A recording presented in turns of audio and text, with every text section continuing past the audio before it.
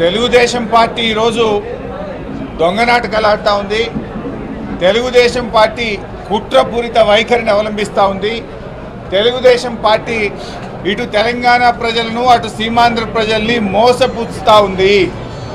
నిన్న బీఎస్సీ జరిగింది.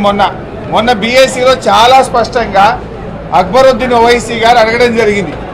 తెలంగాణ బిల్లు వస్తే ఏం చేస్తారు, ఎట్లా ప్రొసీజర్ అడాప్ట్ చేస్తారని అక్బరుద్దీన్ ఓవైసీ గారు బీఎస్సీ మీటింగ్లో అడిగినప్పుడు ఇది బీఎస్సీ మినిట్స్ నేను చదువుతున్నటువంటిది. ఎంత క్లియర్గా చెప్పినారంటే, in case any such communication was received, he was duty bound to receive and immediately place the same before in the house, and after that the procedure adopted was to place the issue before the business advisory committee and elicit opinion of all the political parties.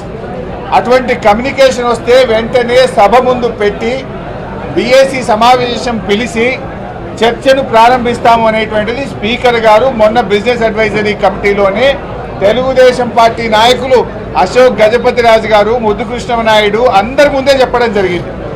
ఏం జరిగింది? అదే జరిగింది. ఈరోజు రాష్ట్రపతి నుంచి వచ్చింది, దాన్ని సభ ముందు పెట్టి స్పీకర్ గారు బీఏసీ పిలవాలి.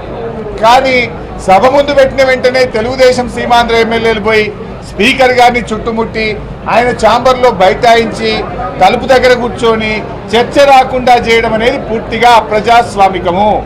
స్పీకర్ గారు ఏదైతే బీఏసీ మీటింగ్లో మొన్న నిర్ణయం జరిగిందో ఆ నిర్ణయానికి అనుగుణంగానే స్పీకర్ గారు ఈరోజు సభ ముందు పెట్టడం జరిగింది.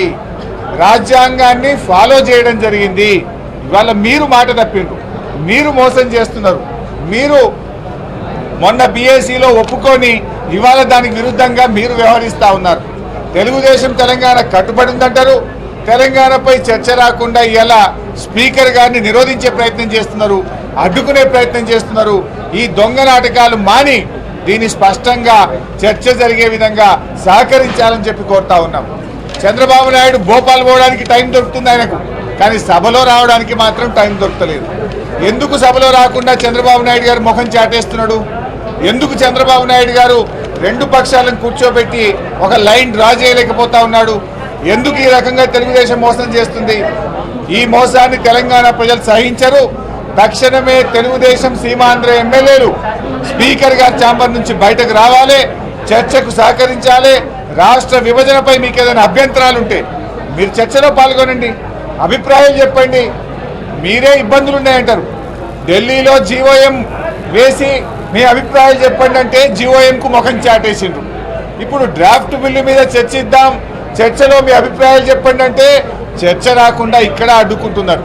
అంటే చర్చ పెట్టండి అనేది మీరే, మీకు ఇబ్బందులు ఏమున్నాయో, మీ కష్టాలు ఏమున్నాయో చెప్పండి అంటే ముఖం చాటేసి అడ్డుకునేది కూడా మీరే.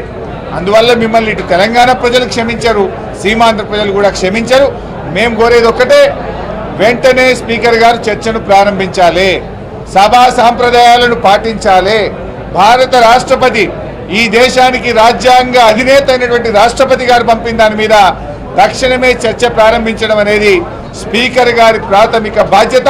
దానిపై చర్చను చేపట్టాలని టీఆర్ఎస్ డిమాండ్ చేస్తుంది.